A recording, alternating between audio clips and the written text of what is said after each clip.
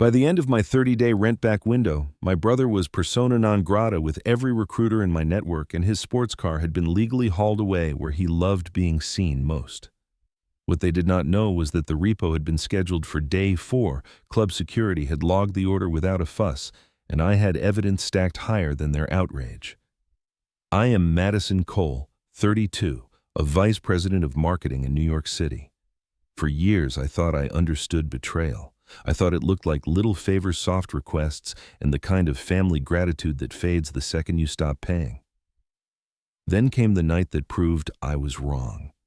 If you have ever been the responsible one, the reliable daughter, the fixer, tell me where you are watching from. I read every comment, and you are my people. You should know a few things about me before we get to the fireworks. I live in Westchester, in a white clapboard colonial with black shutters and a porch swing I stained myself. I bought that house without family money, without a cosigner, and I did it the unglamorous way. Bonuses, banked vacations, skipped a rainy day fund, built one quiet yes to discipline at a time. My job is intense, my calendar precise, and my tone most days is pleasant but unyielding. The family label for that is capable. The family translation for capable is available. Here is the part that will matter later. A week before my mother's big birthday at the country club, I sold my house. The contract included a 30-day rent-back clause, so I could land my next place without panic. That choice alone cut my future housing cost by roughly 42%, which is the kind of math that lets you sleep again. I kept the sale quiet because I wanted one thing, a peaceful closing. I did not get it. The breadcrumbs started arriving like polite strangers. First, my Ring camera pinged on a weekday afternoon. I opened the app and watched my mother. Her name is Linda, and my Aunt Sarah slipped through my side gate with 2 oversized plastic tubs. The labels faced the camera like name tags at a conference. Chase winter sweaters, Chase office books. They used my spare key. They moved like they had a schedule. Second breadcrumb, a Pinterest board I was never meant to see. Aunt Sarah sent the link to the family chat by accident, the way people do when they juggle too many stories at once. The title was Chase's Suite. The board had paint chips and a leather headboard set against photos of my guest room down to my wall measurements, typed like an order form. It did not feel speculative. It felt like a purchase order. Third breadcrumb, a text from Mom that read like a pat on the head. Honey, you are rattling around in that big house. It will be so good to have company. I typed back, company visits. It does not move in. She replied with a heart emoji and a line about family sticking together. I put my phone face down and told myself I was overreacting. I was not. Before we go farther, let me sketch the cast. I am Madison, the spreadsheet and strategy daughter. My brother Chase is the golden child with a talent for beginnings and a habit of forgetting the bill that follows. My mother Linda has a gift for turning expectations into obligations and calling it love. Aunt Sarah is the well-meaning revealer who forwards what should be whispered.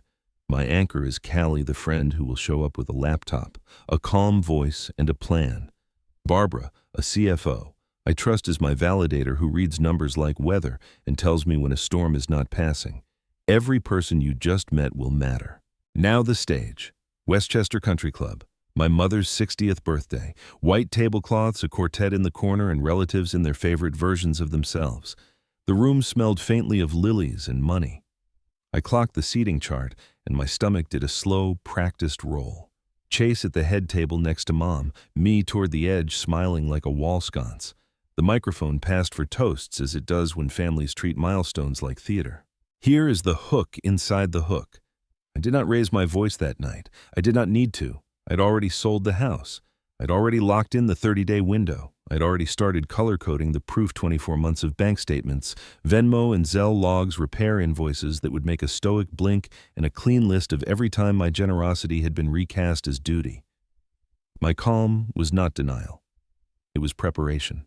What they didn't know was that I had also learned from my job. In campaigns, the first 30 seconds decide whether anyone watches the next 3 minutes. In families, the first boundary decides whether anyone respects the next 10. So when Mom lifted her glass and said the words that turned my home into a foregone conclusion, I did what I do best. I stayed composed. I reached for the envelope I had brought as insurance, and I told the truth as simply as possible. We will come to that scene in a moment.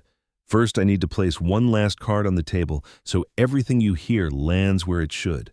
For 2 full years, I had been the quiet scaffolding for Chase's life. Transfers labeled rent top-up, minimums to prevent late fees, an authorized user card that began as emergencies and became every day. I will unpack that pattern in part 2, the sacrifices, the stories I told myself, the numbers that prove it. For now, remember this. I document everything I move calmly, and I never announce a boundary I cannot enforce. Take a breath with me. The camera of your mind is going to swing from my porch swing to a ballroom spotlight, from a ring notification to a microphone. The shift will feel fast because that is how it felt to live it, months of hints. Then one sentence that tried to turn my life into someone else's plan. Stay with me. In the very next beat, you will hear exactly what she announced, exactly how I answered, and how a single line sold last week, 30 days of rent back, changed the entire power dynamic in the room. Let me rewind before the toast, before the envelope, before the room learned what I had already decided. If part 1 was the setup and the breadcrumb trail, this is the map of how I got there. It is not dramatic. It is worse. It is ordinary. I grew up as the reliable one, the responsible child, the homework finisher, the list maker. If a permission slip vanished, I found it. If a science project collapsed the night before it was due, I rebuilt it with poster board and stubbornness. Chase, my younger brother, was not a villain in a movie. He was the golden child in a regular family, charming, funny, and consistently allergic to the part after the applause. Mom Linda called it potential. Dad called it a phase. I called it my problem because it kept ending up in my hands. Looking back now, I can see how early the story set. When I chose a state school because I could fund it myself, no one argued. When Chase wanted a private coach for a sport he tried for 1 season, the family found a way. By the time I was an intern commuting to a city I could barely afford, I had learned to make money behave. By the time Chase was an adult, he had learned that if he held still long enough, someone else would pay.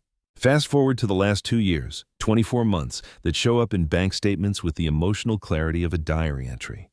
A Friday night text, "Can you spot me till Monday?" It's nothing to you. Venmo back. A Monday morning ping, "Minimum due is brutal this month. Can you keep my credit clean? I've got a lead." A dinner at our parents' house where Chase laughed about a traffic ticket and Mom turned to me, not him, and said, "You're good with this stuff. Can you help your brother fix it?" There is a sentence families say that sounds loving and lands like a bill. You're so capable. At first, the transfers were tiny. Venmo for a utility bill that slipped, Zelle for an application fee that got lost in processing. Then the slope did what slopes do. He became an authorized user on my card for emergencies. Emergencies turned into gas, into a brunch with friends he posted about, into a steakhouse charge the same night I canceled a dentist appointment because I was trimming expenses for a house repair. Looking back now, I wish I had cut the card the first time the description didn't match the promise. Instead, I told myself stories. He's stressed. It's temporary. This is what family does. If you have ever carried a whole situation in your head while smiling through it, you know the feeling. You start doing math on autopilot. 40% of a person's life is not a receipt you can print, but you can feel it. Groceries here, ride shares there, rent top-ups that blur into a soft monthly subscription to someone else's adulthood. I was not sending love. I was underwriting avoidance. I just didn't want to admit it. The day the house started groaning woke me up. March storms tore shingles loose, and water found the exact path to the place you ignored on the ceiling, because ignoring is free. The roofer stood in my driveway and said the number out loud. $44,800. I nodded like my face had practiced nodding all its life. A month later, the city updated the main line and my connection crumbled. The repair bill was $32,800. In June, the HVAC wheezed to a stop. $20,000 later, the air was cool and I was not. Those numbers are not dramatic for a spreadsheet. They are dramatic for a human nervous system. They turn sleep into a hobby. If you're wondering why I didn't ask my parents for help, the answer is simple and complicated. Simple. I bought that house alone. I was proud of that. Complicated, asking for help in my family came bundled with a moral. I could hear the sermon before it started. You chose too much house. You should have planned for this. Meanwhile, the same voices treated Chase's choices as whether unexpected, no one's fault. So I did what competent women do when they should ask for support. I made a plan that did not require anyone's permission. Looking back now, I can pinpoint the 2 moments the story turned. The first was small. I was scrolling through my transactions, and saw a charge from a boutique Chase likes to photograph himself in. It landed on the same day as a Venmo note from me to him, rent shortfall. Keep your place. We'll talk later. I stared at the line items like they were arguing in my face. The second moment was loud. A group chat thread lit up with Mom, Aunt Sarah, and a cousin I barely see. The tone was logistics. The subject was my guest room. The assumption was consent. If you are listening to this and thinking, why didn't you just say no, you are hearing the part of the story that is hardest to explain. No works when the other person is listening. In a family like mine, no is a negotiation starter. No is an obstacle to be worked around with feelings. No is proof that you are not as generous as they like to say you were when they needed something. So over those 24 months, I kept trying to say no in small ways. I sent just enough. I asked for dates. I hinted at budgets. That is not a boundary. That is a hope. Here is another ordinary scene. A Sunday at my parents' house. Chase is telling a story about a contact who is definitely, absolutely about to open doors for him. Mom's face is the sun. Dad nods like the world is reasonable. I ask about timelines, about budgets, about what happens if the door stays closed. Chase laughs and says, "With your salary, this is nothing." The room chuckles, like that line is charming. It is not charming. It is a tax on competence. I need to say something kind to my younger self here. She was tired. She was doing a big job in the city, carrying a house that had turned from a dream into a math problem and trying to keep peace, because peace can feel like love when you grew up counting it as a win. She was not weak. She was trained. The one person who spoke in the language I understand, numbers, was Barbara, my CFO friend. One afternoon, I handed her a folder. 24 months of statements, my emergency fund dwindling. Those 3 repair invoices lined up like unavoidable plot points. She traced the columns with a pen and said the words I needed. Sell now. Reduce your housing cost by roughly 42%. Rebuild the fund. You are not failing. You are optimizing. It sounds clinical. It felt like oxygen. Looking back now, I realize I started collecting proof long before I admitted why. I labeled a folder, receipts. Screenshots of Zelle and Venmo with descriptions that read like a timeline of tiny rescues. A scan of the authorized user form with my signature and a date that mocked me enough to make me smarter. I even exported my ring clips into a separate drive because somewhere under all that competence, I knew I would need to show a room full of people the truth without raising my voice. The family dynamics were not just financial. There were 1,000 paper cuts. The way holidays were planned around Chase's changes, but my schedule was treated like a suggestion. The way my job successes were nice, but his small efforts were huge. The way my no was interrogated and his yes was applauded before it happened. If you recognize this, I hope you also recognize the way your body learns to brace. Shoulders up, breath shallow, smile on. So when Mom texted that it would be so good to have company and Aunt Sarah's board titled Chase's Suite lit up my phone, it was not a surprise. It was the pattern louder. That is the part betrayal plays in ordinary families. It is not the shocking act. It is the moment you realize everyone else assumed you would behave exactly as trained forever. I want to be clear about motive, especially for anyone who will say later that I was cruel. I did not sell my house out of spite. I sold it because the numbers said I was one repair away from a choice I would hate. I sold it because I wanted my life back and because I was done underwriting someone else's. I kept the sale quiet because I knew my no would be contested in a public forum, and I wanted a fact, not a debate. The fact was a signed contract and a 30-day rent-back clause. The debate was whether the responsible one would keep being responsible for everyone. I had already answered. Here is the last piece you need before we step back into that ballroom. Over those 24 months, I built a private ritual on Sunday nights. I would sit at my dining table with a mug, open my laptop, and reconcile my week. Lines went green if they were mine. Lines went yellow if they were temporary support. There were too many yellow lines.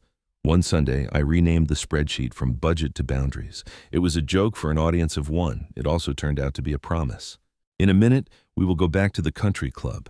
You will hear the exact words Mom used, the exact cadence, the way the room tried to clap me into compliance. You will also hear how the quiet woman who kept the trains running answered without raising her voice. Because once you understand the sacrifice pattern, the betrayal reads differently. It stops sounding like a misunderstanding and starts reading like a plan. And plans, as you are about to see, meet preparation. We are back in the ballroom. The quartet is still playing. The lilies still smell like a florist's idea of elegance, and the microphone is in my mother's hand. She taps it with her finger, all smiles, and says the sentence that tries to turn my life into a communal asset. Next week, Chase is moving into Madison's guest room. It makes perfect sense. She has space. He needs stability. Family helps family. Applause rises because people clap for ideas that sound kind. I do not clap. I feel every breadcrumb align, like stars I had been pretending were random. The ring clip of my mother Linda and Aunt Sarah slipping through my side gate with those 2 plastic tubs. The Pinterest board titled Chase's Suite with measurements of my guest room typed like a purchase order. The text from Mom. You are rattling around in that big house. It will be so good to have company. This is not a request. This is a rollout. I stand. I do not raise my voice. I reach into my bag and place a manila envelope on the white tablecloth. My tone is calm because I have facts. I have news too. Last week I sold my house. Closing is in 30 days with a rent back for the full window. After that, I'm gone. There is a long, thin silence. A champagne flute slips from someone's hand and shatters into the kind of sound that gets remembered. My brother's face flushes a fast, angry red. Dad leans forward, already wielding an explanation. You can cancel. These things have a grace period. No, I say, and I do not make it sharp. I make it true. Real estate is not a streaming trial. The contract is signed. The rent-back clause is set. The timeline is fixed. Mom goes maternal in that performative way people do when they want the room on their side. Honey, be reasonable. Your brother is finally getting on his feet. You live alone. It is nothing to you. I slide my phone onto the table and angle the screen so the head table can see it. The ring clip plays on mute. 2 women, my mother and my aunt, carrying labeled bins through my gate. Then a screenshot of the Pinterest board, Chase's Suite, the leather headboard, the paint chips, the wall measurements from my guest room. Then the group chat thread, where Aunt Sarah types, "We will move things on Tuesday while she is in Midtown, easier that way." Aunt Sarah inhales hard enough to count as a confession. She looks at me over her glasses and whispers, "I thought you knew." That sentence does a lot of work. It says we made a plan. It says your consent was optional. It says our logistics outweigh your life. I pick up the envelope and lay the sale documents down, not for theatrics, but because paper settles arguments that feelings keep alive. First page, the signed agreement. Second page, the rent-back terms, 30 days, a clear end date. Third page, a one-sheet from Barbara, my CFO friend, summarizing why this was not spite, it was strategy. Selling now reduces my housing cost by roughly 42%. I'm not wrecking my life to keep someone else comfortable. Chase pushes his chair back with that restless energy he mistakes for momentum.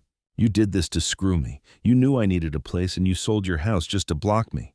No, I sold my house because a roof replacement cost $44.8 thousand, the waterline repair cost $32.8 thousand, and the HVAC died to the tune of $20,000. I sold because math is not an opinion. I kept it quiet because you and Mom were planning to move your things in on Tuesday without asking me. That is not family. That is trespass with a smile. He nods toward the head table where Mom and Dad sit like a board that already voted. With your salary, this is nothing. Translation, your competence is our resource. I let the room breathe. Then I put down the last piece for this scene, not as a threat, but as clarity. Over the last 2 years, I covered enough temporary gaps to equal a running tab. When I added older bailouts and the quiet rescues everyone forgot as soon as the receipt cleared, the total reached $186,000. I say the number out loud slowly so it does not hide in euphemism. People shift in their chairs because specificity is uncomfortable. Mom tries a different angle. We already told everyone. Your aunt ordered sheets. Your uncle said he would bring a truck. You cannot humiliate us like this. The irony lands so clean I almost smile. I do not. I step away from the table to steady myself and end up in the corridor just outside the ballroom, that odd in-between space where waiters pass and families tell the truth they would never say at a microphone. I'm not trying to overhear anything, but I hear my name through the doorway. Just move his things Tuesday, my mother says to Aunt Sarah, voice low and urgent. She will be in Midtown all day. By the time she knows it will be done, she will not make a scene. The sentence hits like a door closing on my face. The certainty, the choreography, the way my quiet nature had been weaponized as a strategy. I walk back in, not dramatic, just decided. When people assume compliance is your personality, the first no sounds like violence. It is not. It is alignment. I return to the table and pick up the microphone because if we are doing announcements, we are doing them with the full audio package. A quick update for the family. I will not be hosting any move-in on Tuesday or any other day. The house is sold. The rent-back window is 30 days, and the only people crossing my threshold in that time will be movers I hire. If you have questions, direct them to me by email. If you post lies about me, my attorney will contact you. If you try to enter my property without consent, I will treat it like what it is. I hand the microphone back to the MC and sit down. The quartet plays a song I cannot name. The room tries to return to celebration because parties have inertia. But something fundamental has shifted. It is not the sale. It is the idea that I'm allowed to be the protagonist of my own life. Later that night, the smear attempts start as predicted. Chase posts a skyline photo with the caption, "Family should be forever, not just when it is convenient." Mom comments with a heart and the words, "We are here for you always." A cousin I have not seen in 2 years writes, "Some people forget where they came from." I do not reply. I screenshot. I file them under receipts. At work the next morning, my coworker Lisa stops by my desk with concern arranged carefully on her face. "I saw your brother at the coffee shop. If you need help finding him a place, my church runs a program." I thank her gently and make a note to restrict what Facebook can show my professional network. This is not shame. This is hygiene. Breadcrumbs continue as the week unfolds, each one clicking into the larger picture. A bank alert pings for a charge on the authorized user card that should have been used for emergencies. It is a boutique Chase likes to photograph himself in. I take a breath, open my laptop, and remove him from the account. Another ping this time for a change to my utility account profile. The email on file is not mine. I reset everything, then note the date and time. This is important. Betrayal is not always grand. Often it is granular. Before the weekend, I do something small that will matter later. I call the country club and ask to speak with security. I confirm that vendors can enter the lot with proper documentation. I confirm they log plate numbers. I do not tell them why I am asking. I do not need their permission for anything I am planning. I need their process. Looking back now, I can see the exact moment suspicion became certainty. It was not the ring clip or the Pinterest board, though both were loud. It was Aunt Sarah's quiet apology in the corridor. "We thought you knew," and the way Mom said, "She will not make a scene." They were not plotting against a stranger. They were counting on a pattern. The betrayal was not random. It was a plan calibrated to my history. I end this part with something I wish someone had told me sooner. You cannot negotiate with a plan that requires your silence. You can only end it. That night I opened the folder labeled Receipts and built a clean timeline, 2 years of transfers with notes. 3 repair invoices, roof at $44.8 thousand, Enterline at $32.8 thousand, HVAC at $20,000, 2 screenshots of social posts, 1 group chat thread, 1 ring clip, and a 1-page summary of why selling now reduced my housing cost by roughly 42%. I included a draft repayment total of $186,000, not as revenge but as arithmetic. Then I printed everything twice. The discovery phase was over. Suspicion had served its purpose. Certainty had entered the chat. In the next part, I would stop reacting and start orchestrating, calmly, documented, and with consequences that matched the choices other people kept making with my life. Certainty had entered the room and refused to leave. Discovery was over. What came next was the part I had always postponed, letting the full picture land without cushioning it. 3 layers clean as glass. First layer, the surface betrayal. Not subtle, not ambiguous. A public announcement that my guest room had been reassigned like a conference space. A Tuesday move-in scheduled while I would be in Midtown. 2 plastic tubs with my brother's name carried through my gate. A Pinterest board titled Chase's Suite that read like an order sheet. The surface said, "We already decided. Smile and host." Second layer, the deeper conspiracy. This was not just my mother Linda acting on impulse. It was Aunt Sarah coordinating relatives, volunteering trucks, a cousin weighing in on paint. It was a spare key used as if consent renewed itself forever. It was a group chat line. "We will move his things on Tuesday while she is in Midtown, easier that way." It was my dad's silence at the head table, not approval exactly, but cover. This layer said, "Your quiet is our strategy." Third layer, the pattern recognition. Years of being the responsible one had trained me to make my own needs optional. Years of little rescues had trained everyone else to treat my life like a backup plan. Once you see it, you cannot unsee it. The pattern said, "You will do what you always do." The awakening said, "Not anymore." I did not dramatize the realization. I went home and built a scene I could trust. My dining table became a light box, papers laid out left to right, top to bottom. 24 months of bank statements, Venmo and Zelle logs with tidy descriptions, rent top-up minimum due, keep your place. 3 repair invoices lined like plot points that could not be edited out. Roof at $44,800, water line at $32,800, HVAC at $20,000. A one-page summary from Barbara, my CFO friend, explaining why selling now reduced my housing cost by roughly 42% and restored a margin I had not felt in a long time. I took the phone screenshots and printed them because ink stabilizes slippery things. The Instagram skyline caption about family being forever. Mom's comment, "We are here for you always." The Pinterest board with its leather headboard and my wall measurements, typed as if my house were a catalog. The ring clip with my mother and Aunt Sarah at my side gate. The neat labels on those tubs facing my camera like name tags at a reunion. I placed everything in order on the table until my chest stopped buzzing. This is the sensory part. The lilacs outside my window pressed purple against the glass. The refrigerator hummed its neutral hum. Paper edges ticked under my fingers. When I stood to refill my mug, my legs shook the way they do after a run, even though I had not moved all evening. I opened the back door and stepped onto the porch. The world had the nerve to be beautiful. Blue sky thick as enamel. A neighbor's dog waffling at squirrels. Somewhere down the block, a kid laughed crookedly the way kids do when they are chasing nothing in particular. I remember thinking, the sky is still blue. And then I went back inside and wrote what the sky could not have planned. This is important. I did not plan a spectacle. I planned a sequence. Consequences only look dramatic when you see them at the end. Up close, they are phone calls, timestamps, folders, and people who speak in law instead of feeling. Before bed, I opened a new document and titled it Receipts Timeline. I listed each item with a date and a sentence in plain language. March storms. Roof repair, $44,800. City main update. Waterline failure, $32,800. June. HVAC died, $20,000. 2 years of transfers, running total toward $186,000 in quiet rescues. Group chat planned for Tuesday move-in while I'm at work. Ring clip with labeled tubs through my gate. Pinterest board measurements of my guest room posted without my knowledge. Instagram and Facebook posts reframing my boundary as cruelty. Barbara's summary selling now reduces housing cost by roughly 42%. I read it out loud once, not to rehearse righteousness, to hear the facts without the family soundtrack. The words did not tremble. That was new. Awakening is not just an idea, it is a posture.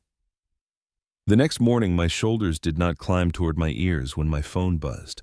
I stopped checking group chat previews like they were warning sirens. I ate breakfast at my table, the same table that had held my evidence, and felt a square inch of peace. Then I picked up the phone. First call Barbara. I thanked her for the summary and told her I would be using it in a family meeting. Her answer was simple. Facts protect you. Second call the law firm she had recommended. I booked a conference room for midweek. I did not schedule an argument. I scheduled clarity. The intake paralegal asked what I wanted. I said, 3 things. 1, a cease and desist for the smears. 2, a repayment agreement that converts 2 years of temporary help into a schedule with dates and amounts. 3, guidance on filing an FTC identity theft report because my utility profile showed an email that was not mine. The paralegal paused the way people do when you have already done half their job. Then she said, bring your folder. We will be ready. I also called the country club to confirm a policy I had already researched. Vendors can enter with proper documentation, security logs, plate numbers. Their job is to enforce rules, not play favorites. I did not say the word repossession. I did not need to. I needed process, not permission. Somewhere in the middle of this, I opened my closet and laughed. It was not loud. It was the relieved sound your body makes when it recognizes itself. For years, my competence had been mined for the family economy. Now I would use it for myself, not to punish but to calibrate. The revelation did not end in my kitchen. It kept unveiling itself in small, confirming moments. At lunch, my coworker Lisa stopped by with another soft offer. Church programs, spare rooms, sweet concerns that treated me like a resource, not a person.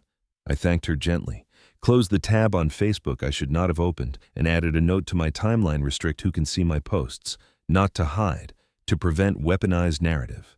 That night, I stood in my doorway and saw the house as if I were already leaving it. The porch swing I had stained, the hallway paint I had picked in a hardware aisle because the chip had a name that promised calm. The space had been my sanctuary and lately my ledger. The revelation was not that I had to give it up. The revelation was that I could let it go and still be me. Selling did not shrink me. It resized the container. One more sensory snapshot before we shift gears. The next morning was bright and clean. I opened a window and the air smelled like grass and coffee. The kind of morning that tricks your nervous system into thinking everything is fine.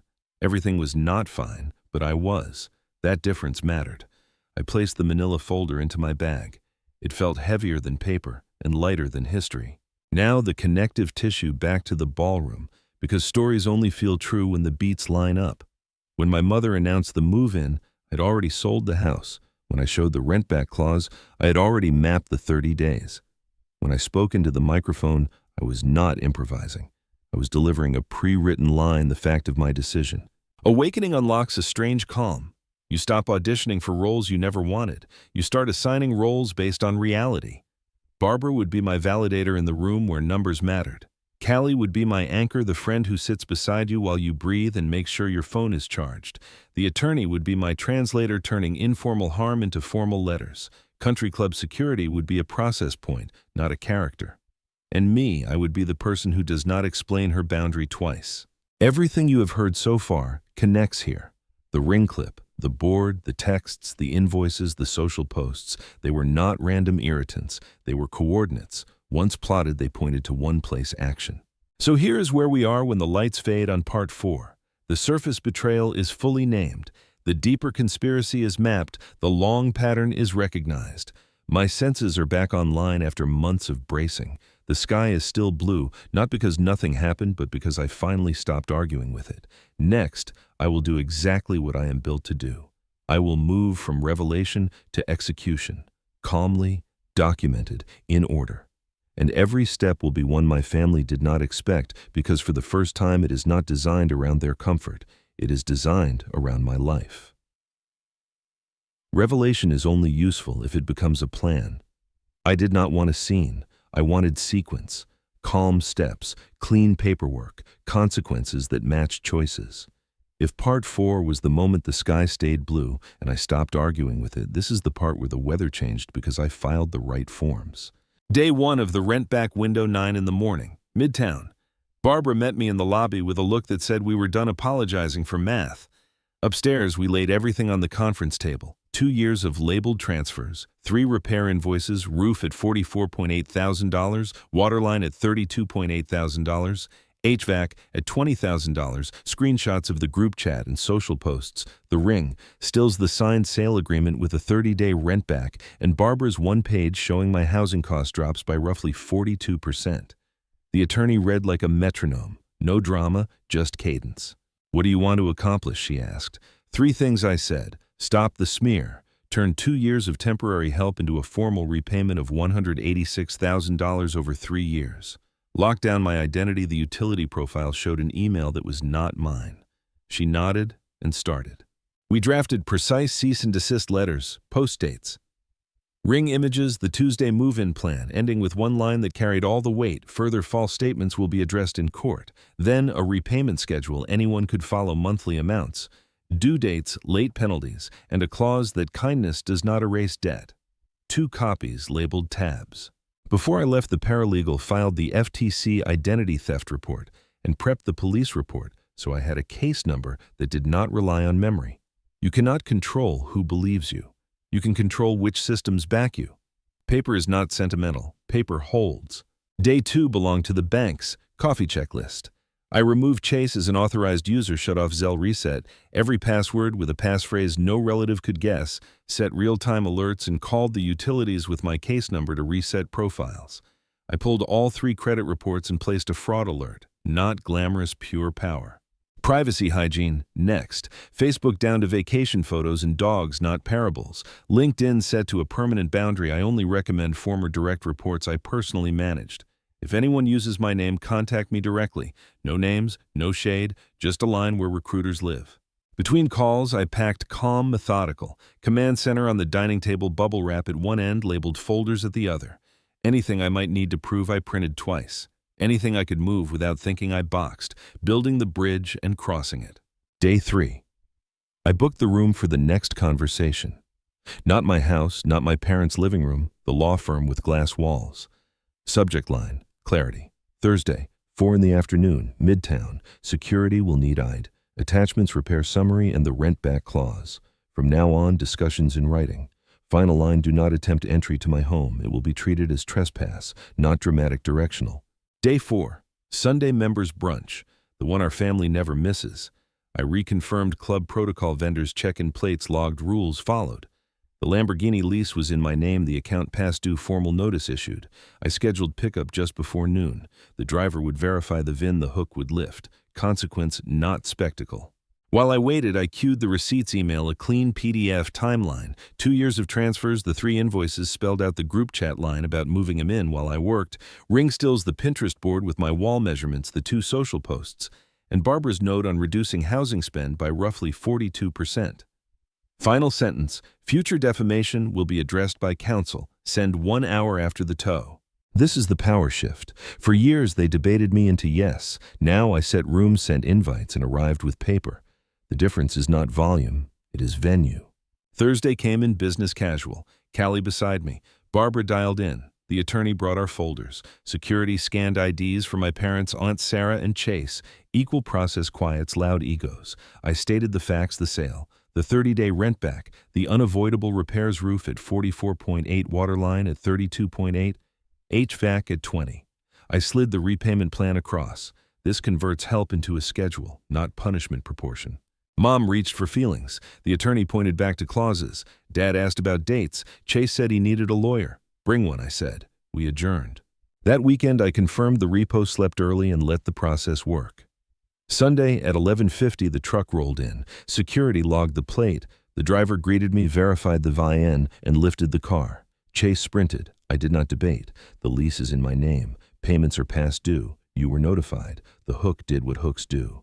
An hour later, receipts hit every inbox. Whispers became documents.